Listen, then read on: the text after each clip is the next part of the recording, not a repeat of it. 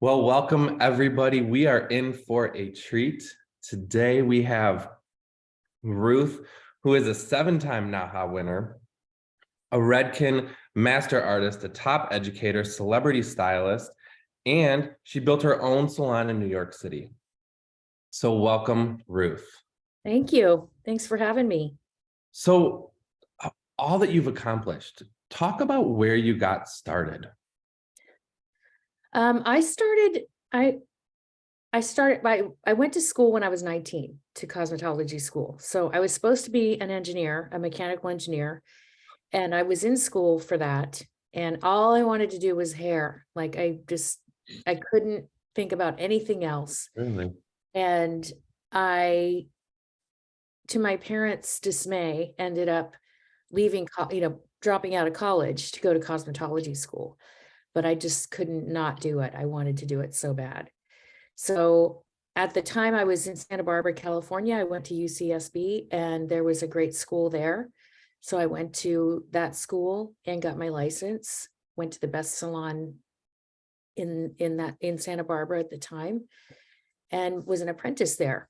And I was there for 3 years, but was always doing weird shit, like always like trying to create weird things. And I was fascinated with some of the big names in our industry, Robert Labetta, Anthony Mascolo, Jerry Cusenza from Sebastian. And I was like, these people know what's going on. Like, this is cool. I get goosebumps still just thinking about it. And so I just kind of got the bug of that kind of, weirdo hair, the more edgy, not necessarily all about the wearable hair art of it, as well as the hairdresser every day behind the chair hair that I learned. So that's what started the fire. I love that. So how did you go from that into building your own salon? Well, I didn't do a salon till much later in my career. So I kind of went, a lot of times people will do a salon, then end up becoming an educator and building a name and then being an artist, a platform artist or whatever in the industry. And I kind of did the other way around. I ended up building a name for myself as an educator.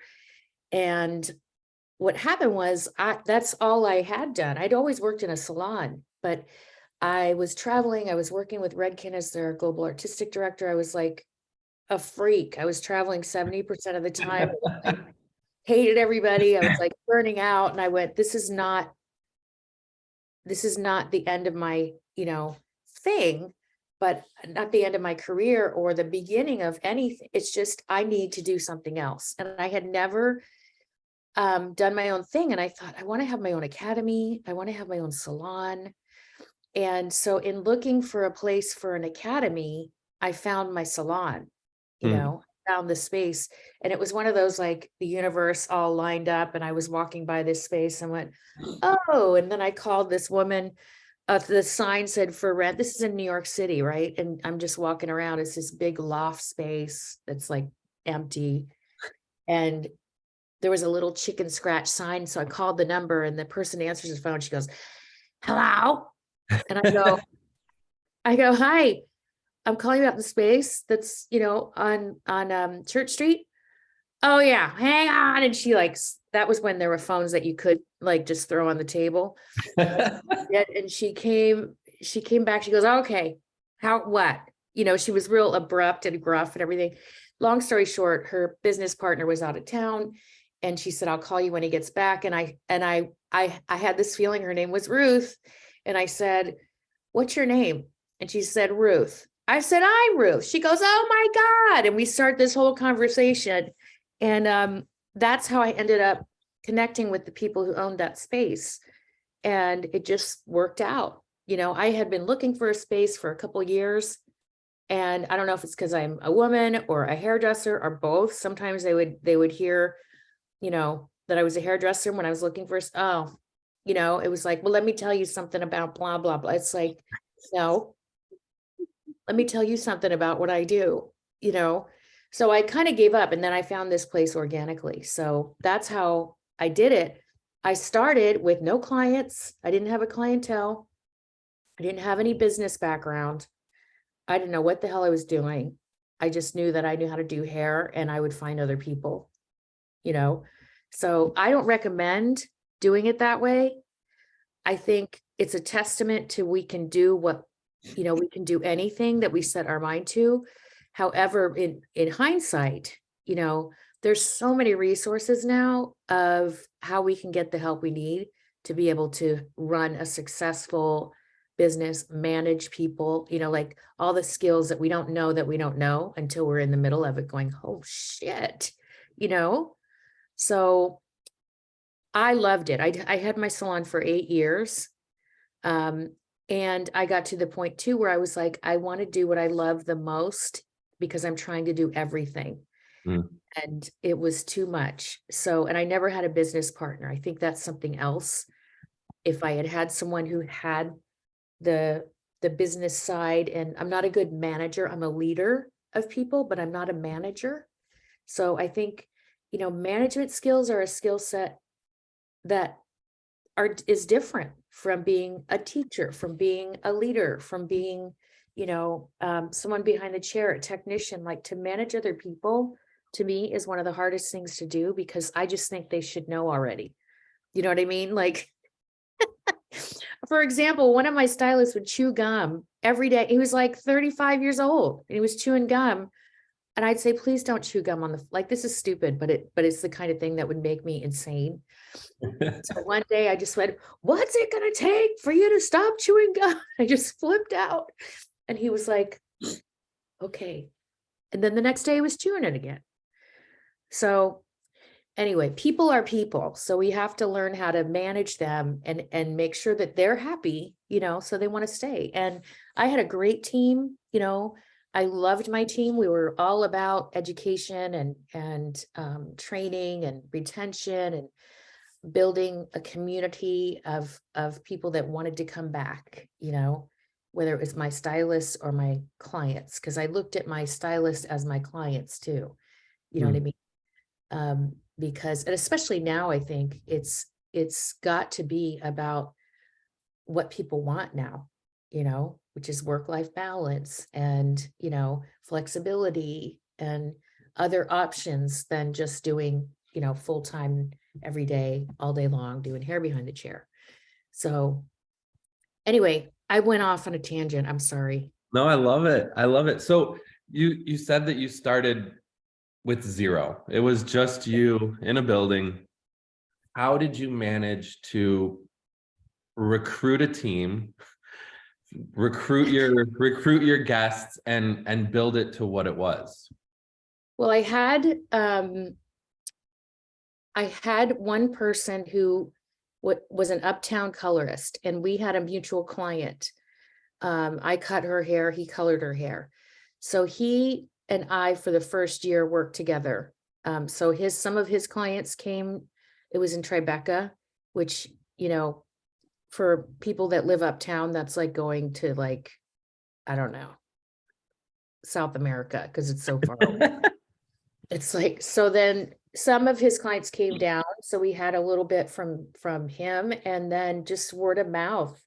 I had enough money saved up from what I had done to kind of float us for a little bit. And then I had financed it with, like a line of credit and some other stuff. So it was really like down and dirty, like, let's get this done. And it was all word of mouth. And then I had a couple of clients who worked on New York One, which is the local New York station. We started doing makeover shows once a week. So that was cool because we got local New York people who would see this and know we were there. And so we just started to build a name in the neighborhood because there really wasn't another salon around there. And bringing people from other parts of the city and doing your really incredible hair, So we had the culture of the salon was, I just wanted people to feel like they could come and hang out and get their hair done if they wanted to. You know what I mean? It was like, it was a community. It was a place where it didn't feel like a factory. It didn't feel really, like a factory. So it was fun. We had people that would walk by, they'd be on their way somewhere, stick their head in, hey, what's good? You know, sometimes people, this one lady would drop off her stuff. I'm just going to go shopping around the corner. I'm going to leave this here for a minute. It's like, okay.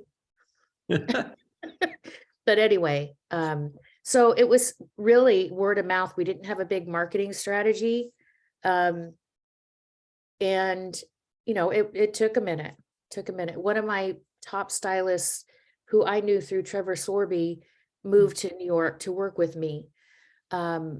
He was an artist for Trevor Sorby, and then he left his hometown of Spokane to move to New York and work with me. And he was incredible. And he built a huge clientele. And I didn't hire people with clients. I hired people from school. I love that. I trained them from school. And most of my people came from the Bay Area here in San Francisco, because I used to do a lot of classes there at the San Francisco Institute of Aesthetics and Cosmetology. It's a long name. And I'd say, if you ever move to New York, any of you, like, look me up. So it was like a teaching hospital, right? So the clients would get to know the apprentices would stand, we'd teach them while we were doing their hair. By the time that person got on the floor, that client a lot of times would be comfortable going to them.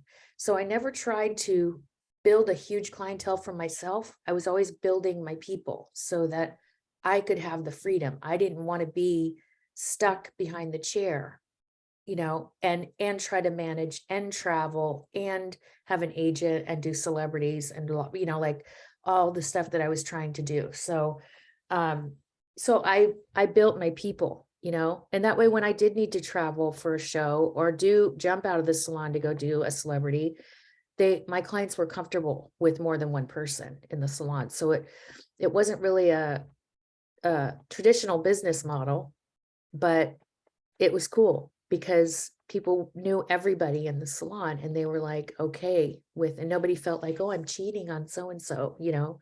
It wasn't like that. I love that. I love that. I love that you are taking fresh from school Yeah. and you know, allowing them to learn your ways. I love that you said it's like a teaching hospital. I think that's a great way to look at things. I want to go back to where you talked about you're a great leader, not so much a manager, and kind of talk about the difference, because I think a lot of times people blur them and think that it's the same thing, and there's clearly a difference. So kind of talk a little bit more about that. Well, there's a book, I'm trying to, it's called The E-Myth. And it's, have you read it? Have you heard of it? Yeah. And that's where I got that from, is that, and I read it after I opened my business. But it's a truck backing up. It's the concept of someone having an entrepreneurial seizure, right? Where you're like, I want to do my own, you know, I'm a great hairdresser, I want to do this, and it can't be that hard. And so the technician becomes the entrepreneur, right? The entrepreneur has to be a manager and also a leader. And it's just all this, they're all different roles. And so a leader is someone who can get people, you know, excited and following and, you know, wanting to learn and wanting to do what we're doing, right? And wanting to join the culture. Whereas a manager is someone who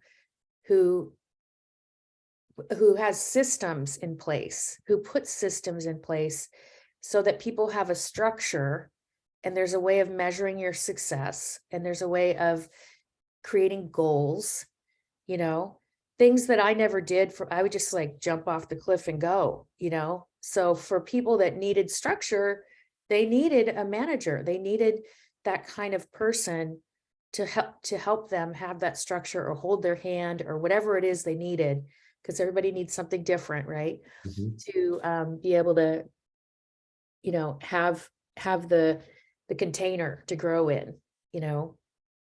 So in your salon, did you bring in a manager, or did you just?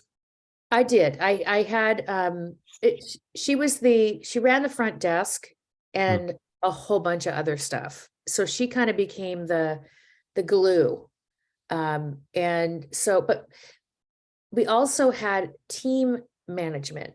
As far as like hiring interview process, Yeah. we had a very long interview process. And the reason for that was I didn't want to have to fire anybody, you know, for them not being the right fit. And so we would weed people out that way because they were like, this is for ridiculous, you know, if they didn't. So we would have them come and shadow twice. Then they would have an interview with, I have other colleagues that I worked with that worked in HR that would help me by interviewing the first round of people for the first interview for me. If that went well, I would interview them. If that went well, the team would interview them.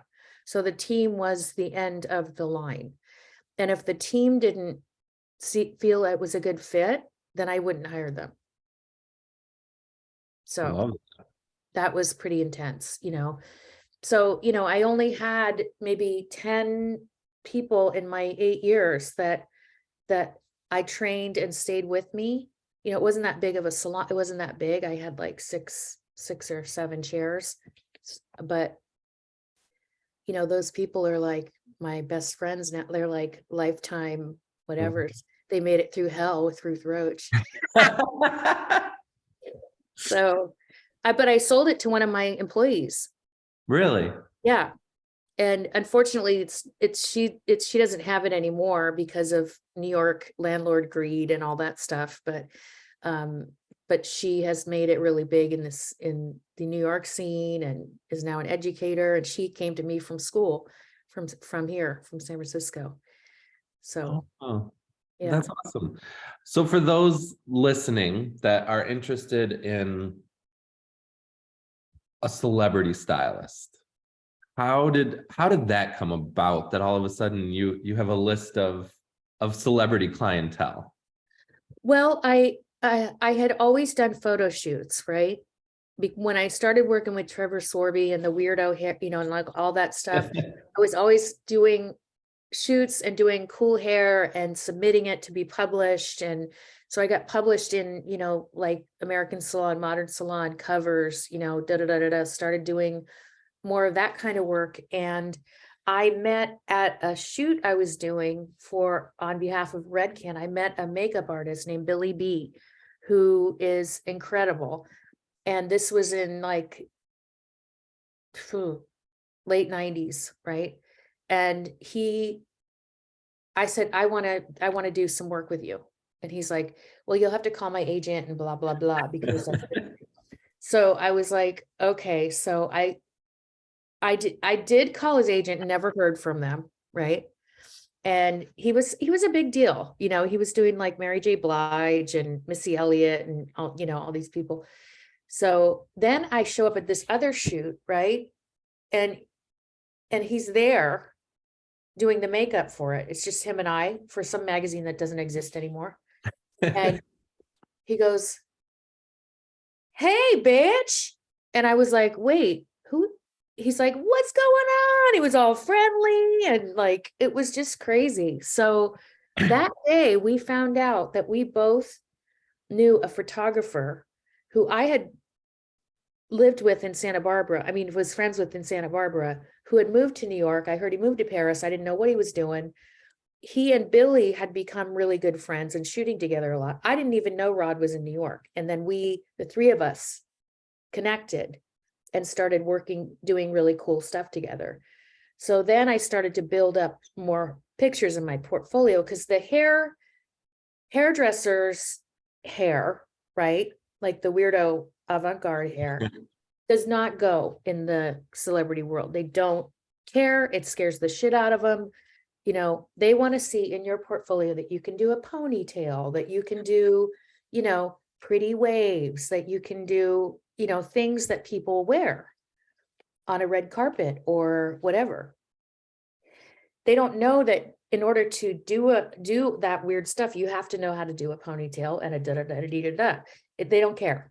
They just think you're a freak. So I had to build up my whole other side of work, more fashion, more beauty, more editorial stuff before I could get an agent. And then one day Billy looked at all my stuff and he goes, you have enough for a book. I want you to go to my agent. So I went to Artist by Timothy Priano, which was his agency, and they signed me. So, and they were a celebrity driven agency. So how that whole thing works is you get in with, I mean, now it's different because of social media, it's much different, but how it works is if you get in with the publicist of that celebrity, they're the one that books the hair and makeup people for those celebrities. So if I did like an unknown or a less known celebrity, but they had the same publicist as like, I don't know, Mariah Carey, for example, then when Mariah's person wasn't available, they'd say, hey, why don't you try Ruth? She did so-and-so and da, da, da, da, da. So that's kind of how it built for me. I think now it's, if you can just get one or two people and get them on your Instagram, you know what I mean? It starts. So I think it's just the way of today is different, but the way that it happened for me was, getting my foot in the door at an agency. And that was through working. So if anybody wants to get into that scene, I would say check out agencies, and you need to be in LA or New York, really, if you really want to go in that direction and that's what you want to do, and get on an assisting list at the agencies, tell them you want to assist other hairdressers. That's how most of the big name people made it. They assisted, Guido, or they assisted other people that are doing that kind of work really, really well.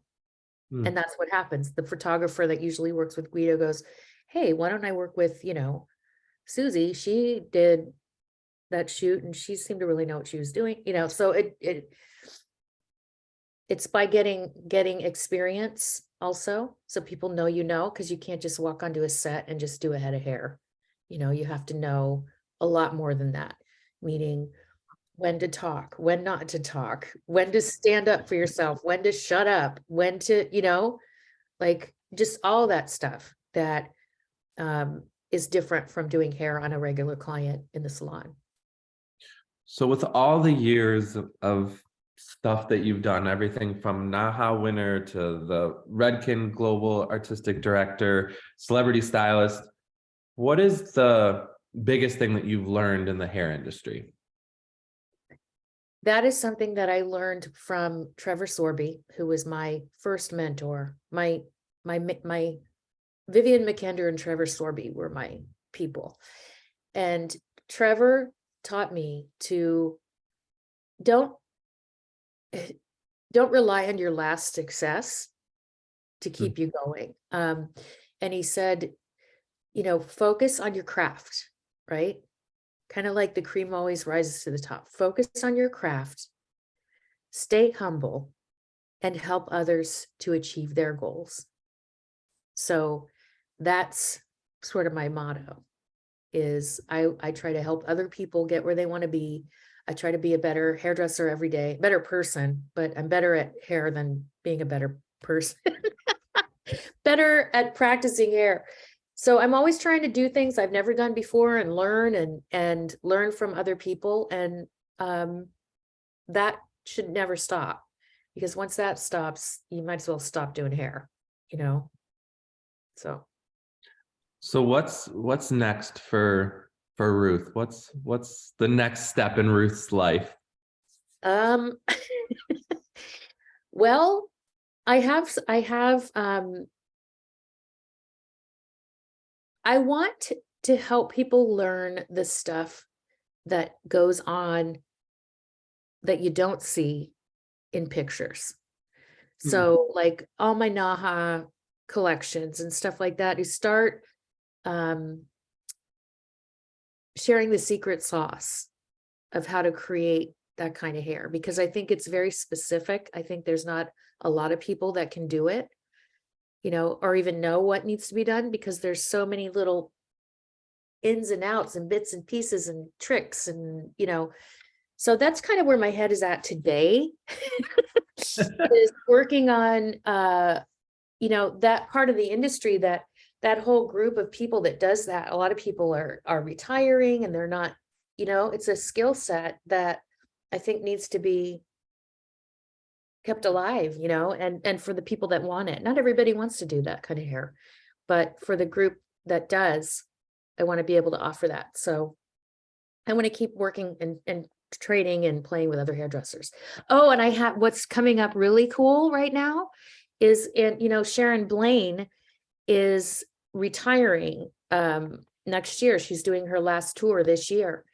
And so I asked her to do a private class with me and 3 of my friends here in Napa. So she's coming here. We have a 3-day, just 4 of us and Sharon, just to Okay. I know. So I'm so excited because That's I've always wanted to train with her. That's awesome. So how can people get a hold of you or get in touch with you and follow your journey? On Instagram, it's at Ruth Roche, just my name. And that's Ruth, RUTHROCHE. And yeah, just reach out if you're interested in anything, or you have any questions, or I can help you in any way. Just DM me and we'll go from there. Awesome. Well, you've been great, Ruth. It was an honor to be able to spend this time with you. And any final words of wisdom for the salon owners that are listening? Yes, take care of yourself first, because you have to be there for other people all the time. And if you neglect you can't be. I think that was my biggest lesson was you can't do everything, and try to get people the things that you aren't good at, get someone else to do those things so you can do what you're good at. And it's a money thing. It's like, but I don't have money, but just there's ways, trade, do what you got to do to get people, doing the things that need to be done that you can't stand doing. I love it. Well, thank you so much, Ruth. Thank you. Thank you so much for having me, and have a great day, and let me know if you need anything else. Awesome. Take care. Ciao.